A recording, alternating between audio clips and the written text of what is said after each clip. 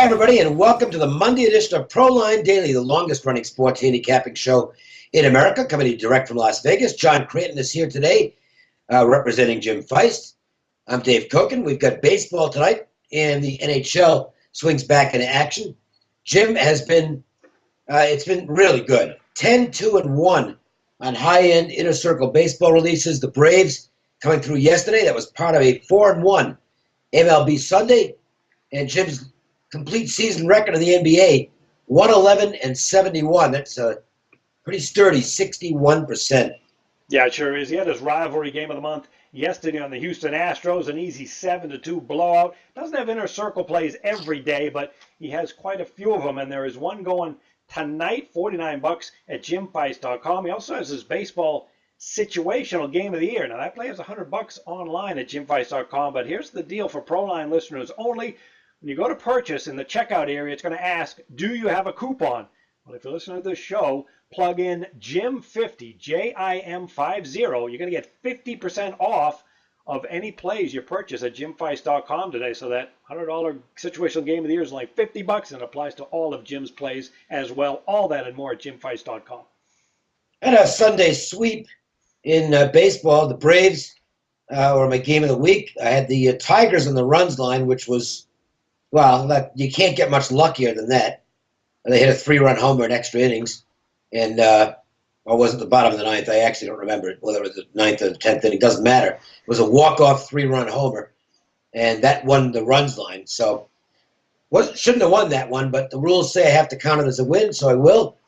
Also hit the free play, which was the Rockies, creating a -1 line there, played Rockies money line and runs line, and that got there. So it was very good, and I'm looking forward to tonight's action. I've got another high-end Value Plus release, $20 at jimfeist.com, or I'm going to do the same thing that Jim has, and you can get it for half price if you plug in the code DAVE50, D-A-V-E-50, DAVE50 when checking out. That's today only. You'll be asked, do you have a coupon, and that's when you plug in DAVE50, and you'll get to play for $10. So we have a 2-0 lead in the NBA. This is basically a rerun of what we saw last year. Yeah. Where the Warriors clobbered the Cavaliers in games 1 and 2.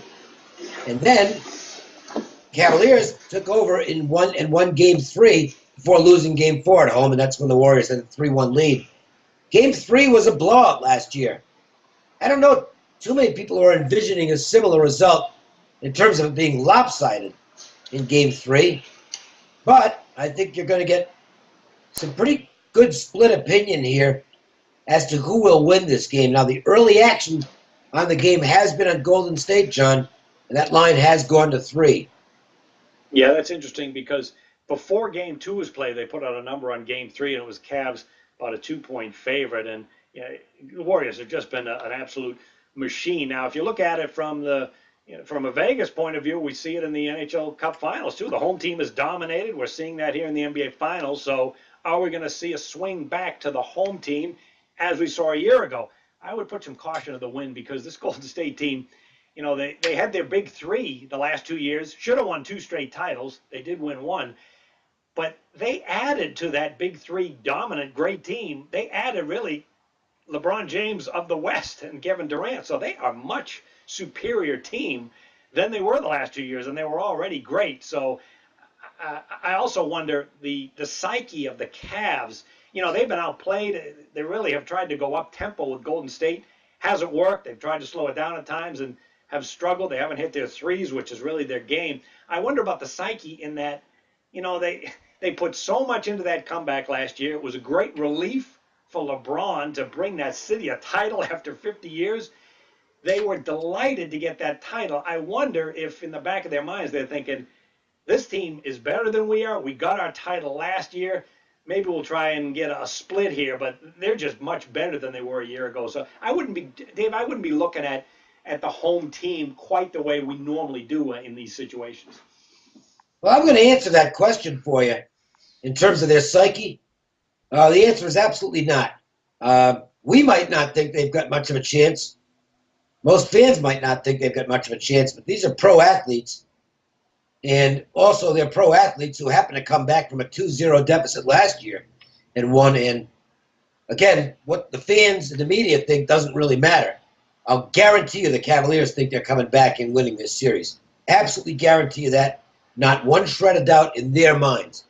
Whether that plays out that way, that remains to be seen. But there's not a chance in the world the Cavaliers are intimidated psychologically right now. And, you know, we'll see how it goes. In fact, they're going to be pissed off. And my strategy will be, if you've been listening to these shows and playing my NBA playoff selections, first half, I'll be doing it in Game 3. I'm not going to say it here because you're probably going to have to buy the pick. But it's worked through the entire NBA playoffs, and it'll work again, at least in my opinion.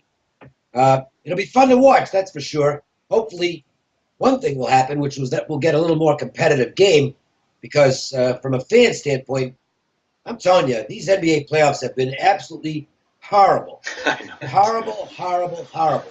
I mean, there's been no close games.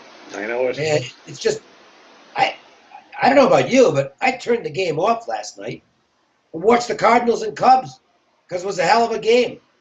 You know, give me some competition, will you? Jeez. Yeah, exactly. I mean, John, it's been terrible. It has been. One other way I'm going to look at this game would be, I got to believe Cleveland is going to play a ferocious, fierce defensive game in front of their home fans and maybe even slow the pace down. And take a look back at the Christmas Day game, which was played here in Cleveland. You know, the total in that game was 219.5. We have a much higher total for Game 3, and that was a defensive game, 109-108. Cleveland won it. They only shot less than 39%, only hit 9 of 33s, the Cavs did, but they brought the rebounding, the physical play in the low post, and they did manage to slow the Warriors down with 108 points. They didn't slow Durant down. He had 36 points. In fact, those of you who have tickets on Durant to be the NBA Finals MVP, you're probably looking good for that. But I'm going to look at more of a slower-paced, physical, defensive game from the Cavs in Game 3. Let's talk about Major League Baseball, and there's no question about the marquee matchup on the board tonight. The Nationals and Dodgers are opening a series at Chavez Ravine. 35-20 for the Nats, and they've been a good road team. The Dodgers 35-23, and they've been a tremendous home team. So it's a good matchup. Lefties on the mound. Gio Gonzalez will go for Washington, and on the mound for the Dodgers will be Ryu, who was very good in his last start. His best effort of the season, looked great against the Cardinals. The Dodgers eventually lost that game, but it had nothing to do with the starting pitcher, that's for sure. The Nationals coming in hot, 10-3, despite the fact that they've been on the road for the last 6. First meeting of the season between these teams.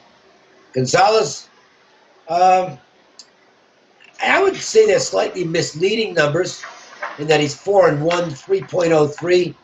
The walk rate is still quite high, and his ERA on the road is considerably higher than it's been at home. The team has not been winning when Gonzalez takes them out, although they did win his last start in San Francisco. As for Ryu, you know, the overall numbers aren't real good, but he pitched a tremendous game last time out, and unfortunately for him, the team has not been winning when he takes them out. And one thing to bear in mind tonight, the Dodgers aren't exactly the nuts against lefties. Their offense has a tendency to struggle against southpaws, John. Yeah, and they struggled yesterday, too, against Milwaukee. End of that long road trip coming back is certainly going to help. Still on a 13-4 run. You're right about Gio Gonzalez. The walk ratio is the most walks, tied with the Tyler Chatwood in the National League, and that's always a concern with me. He has dominated the Dodgers in his career, 1.69 ERA, 3-1, and of course it's a great park to pitch in. I have to wonder about the situational factor, too. Long road trip out west here for this Washington team. And then Ryu, I mean, he doesn't have the wins, but yeah, his numbers are very good. And that last start was terrific. Keep in mind, at home, he's got a winning record, 3.05 ERA. And how about this? The Nationals are only 3-10 matched up against Los Angeles. And here at Dodger Stadium, they've really struggled, 8-26. So keep that in mind for a situational game. That slightly favors the home team, and we're seeing the money come in a little bit on Los Angeles tonight. One other factor that needs to be mentioned is that Dusty Baker just completely screwed things up yesterday. They won the game 11-10, but I mean, I'm telling you something. Some of these managers are just terrible at handling bullpens. And Dusty Baker's, he just hasn't gotten any better at this aspect over the years. You know, their closer, Glover, had come in to pitch the end of the 8th inning, and he does so successfully. And then the Nationals go and score a whole bunch of runs in the 9th inning. It takes forever. They're up 11-4. And he sends Glover back out to pitch the 9th inning. Now, why would you do that? It makes absolutely no sense. That is, you know, when I go off on managers, and I'll just make this an aside for a moment. Sometimes people will yell at me. They'll say, "Well, you think you know more than they do." You know, there's times when I think I do, as far as handling bullpen and bullpen pitchers. There is absolutely no reason at all that Glover should be back out there for the 9th inning with an 11-4 lead. First of all, he sat around for quite some time. Secondly, they're up 7. You got another game tonight. Why would you want to send your closer out there to expand this? Even if he has a 1-2-3 inning, you're going to be looking at 25 pitches, because he also had thrown a little bit in the bottom of the 8th.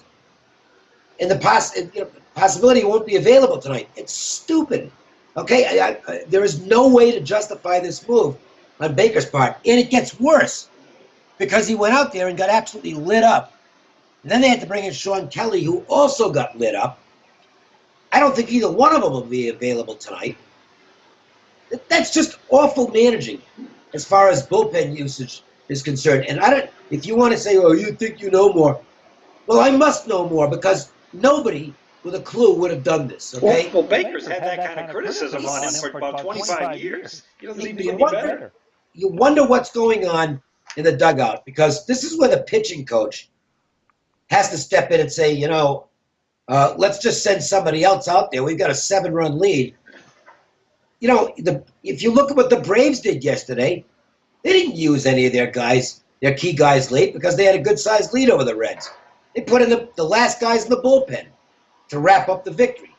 You know, now I'm sitting there because I've got a bet on Atlanta, and it's going, geez, selfishly, I'd rather see the closer in the game.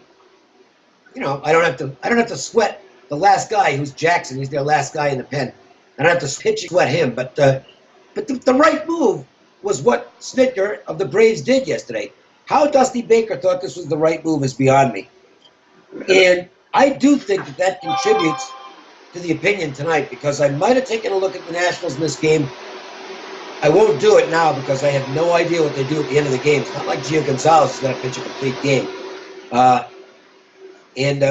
So that's something to factor in tonight. I will also mention, I'm not on this game, but for what it's worth, the Dodgers are getting some sharp money. And I think it's got to do with the fact that, thanks to Dusty Baker, they might be a little short in the bullpen tonight.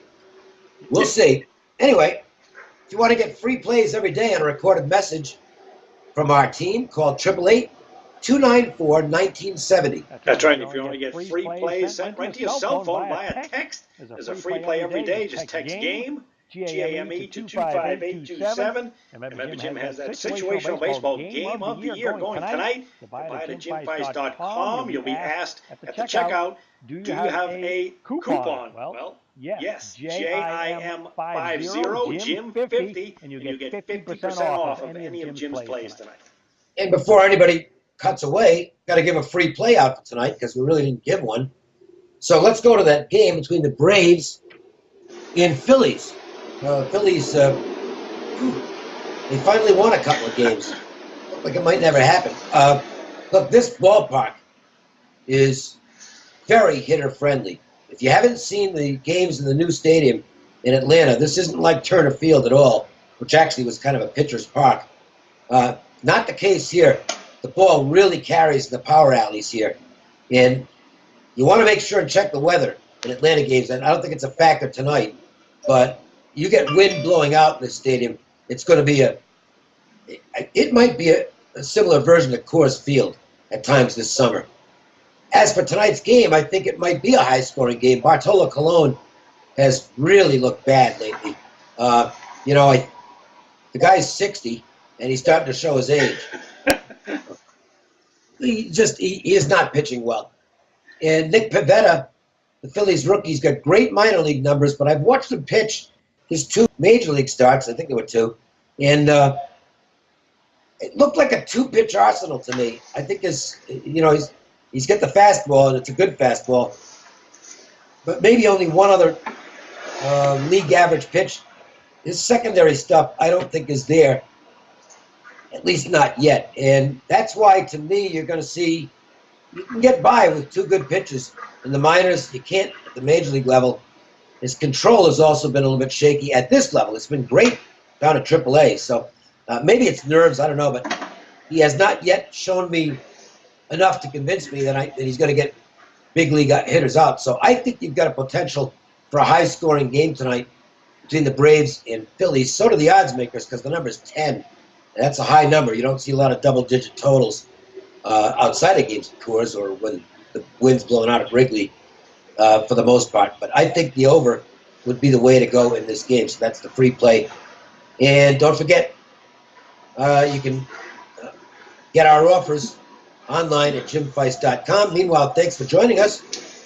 For John Creighton, I'm Dave Cokin, and we'll see you tomorrow with another edition of Proline Daily from Las Vegas.